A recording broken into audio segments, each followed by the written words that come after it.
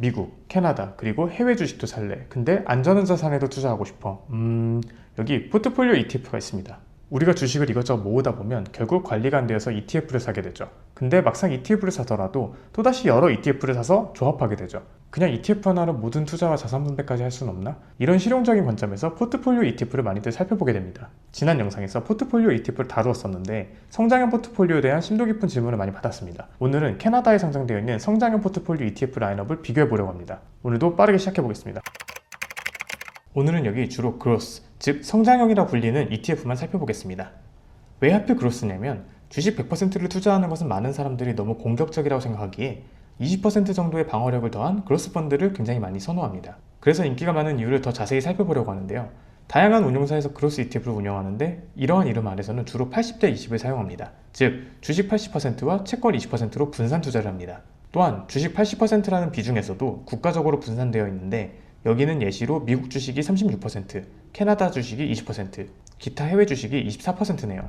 이렇게 딱 보시면 아마 대략적인 이해가 가실 겁니다. 이제 오늘 비교해볼 4가지 운용사의 그로스 ETF입니다. 티커를 보시면 첫 글자는 운용사를 상징하는 알파벳이고 뒤는 모두 GR로 그로스입니다. 여기 첫 번째, 두 번째, 뱅가드와 블랙락 아이쉐어스는 역시 빠질 수가 없겠죠. 이 두 회사 ETF는 제가 항상 예시로 들고 오는 것 같습니다. 그리고 추가적으로 BMO와 TD의 ETF도 살펴보려고 합니다. 은행이라서 어색하다고 느끼실 분도 계시지만 기본적으로 은행들은 오랫동안 펀드를 이미 운영해왔기 때문에 그동안 펀드로도 운영하던 상품들을 ETF로도 출시했다 정도로 생각하셔도 될 것 같습니다. 가장 궁금한 부분은 역시 수익률이겠죠. 코비드 이후로 주식시장의 성장이 어마어마했고 해당 수익률을 상당 부분 흡수하면서 모든 ETF가 엄청나게 높은 수익률을 보여줍니다. 냉정하게 포트폴리오의 80%가 주식 비중이었기 때문에 그동안 큰 성장이 나온 걸로 해석하시면 될 것 같습니다. V그로는 11.1%, X그로는 10.8%, Z그로는 11.3%, T그로는 13.7%, 5년 동안의 연평균 수익률이 어마어마했습니다. 자, 그렇다면 올해 사면 내년에 11%가 오를까? 아무도 모릅니다. 하지만 객관적인 시선으로는 성장 포트폴리오의 최근 수익률이 조금 과했다로 평가하는 것 같습니다. 이제 배당과 분배금을 보겠습니다. 시가 배당률도 사실상 비슷하기 때문에 배당률 기준으로 ETF를 비교하긴 조금 애매하다고 판단이 됩니다. 솔직히 여기서 나오는 배당 분배금은 받자마자 바로 다시 재투자하는 것이 가장 현실적인 전략입니다. 당연하게도 여기 ETF 수익률도 배당 재투자가 반영되어 있는 수치입니다.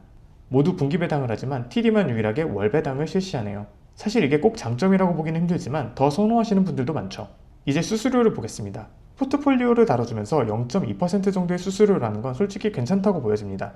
대부분의 포트폴리오 ETF는 내부에서 기존 인덱스 ETF를 섞어서 보관하기에 운용면에서 자체적인 비용적인 문제가 적기 때문입니다.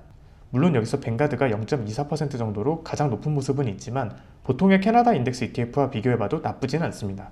또한 일반적인 은행에서 가입하는 펀드와 비교해본다면 0.2% 정도 수수료는 엄청나게 낮은 편입니다. 그게 ETF의 큰 장점이기도 하죠. 기본적인 정보를 더 살펴보면 조금 더 도움이 될 것 같습니다. 뱅가드의 V그로는 출시한 지는 오래되지 않았지만 가장 큰 운용자금을 보여주고 있습니다. 그리고 블랙락 iShares의 X그로는 출시된 지가 거의 20년이 되어가고 충분한 운용자금이 보입니다. 운용기간이 길면 장점은 주로 충분한 운용자금과 데이터를 바탕으로 조금 더 안정적으로 수익률을 비교해볼 수 있다는 것입니다. 너무 최근에 나온 상품의 경우에는 ETF를 자세히 뜯어보더라도 비슷한 ETF들과 수익률을 실질적으로 비교하기가 힘들어서 접근이 조금 어려우니까요. 운용자금이 4.4빌리언 달러라는 것은 비슷한 상품 비교 내에서는 상당히 충분한 자금으로 보여집니다. BMO의 Z그로, 솔직히 특별한 점은 없습니다. 중요한 부분들은 다음 장에서 자세히 살펴보면 될 것 같습니다. 마지막으로 TD의 T그로, 가장 최근에 나온 ETF면서 운용자금도 가장 적습니다. 근데 이 ETF는 혼자 조금 튀는 성향이 있는데 마찬가지로 다음 장에서 살펴보겠습니다. 이번엔 각 ETF가 어떻게 투자하는지 내부를 뜯어보겠습니다. 보통 이런 걸 비교해보면 뱅가드의 ETF는 굉장히 정석적이다 라고 생각하게 됩니다. V그로는 비중만 봐도 미국 35, 캐나다 25, 기타 해외 20, 채권 20, 가장 중립적인 비중을 나타냅니다. X그로는 캐나다보다 해외 주식에 조금 더 집중하는 모습이네요. 이건 보시는 분들께서도 캐나다 주식 선호에 대한 기준으로 비교해 보시면 좋을 것 같습니다. 세 번째로 Z그룹, 미국 주식 비중이 앞에 두 ETF보다 높으며 40대, 20대, 20대, 20, 크게는 80대 20 비중을 그대로 따릅니다. 그로스 펀드지만 캐나다보다 미국에 조금 더 힘을 주고 싶다 이런 느낌이네요.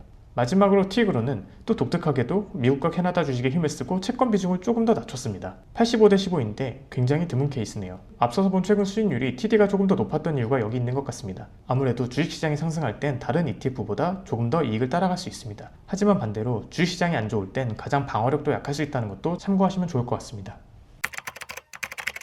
어떤 ETF가 절대적으로 우월하다라고 말하는 것은 불가능합니다. 여기 4개의 ETF도 멀리서 볼 땐 사실 큰 차이가 없습니다. 이미 포트폴리오 ETF 중에서 성장, 그로스 ETF를 기준으로 비교해봤기 때문이죠. 하지만 각자의 설계가 지향하는 바는 명확하니까 본인이 원하는 방식에 맞는 ETF가 있다면 더 자세하게 공부해 보시길 추천드립니다. 감사합니다. 캐나다어투였습니다.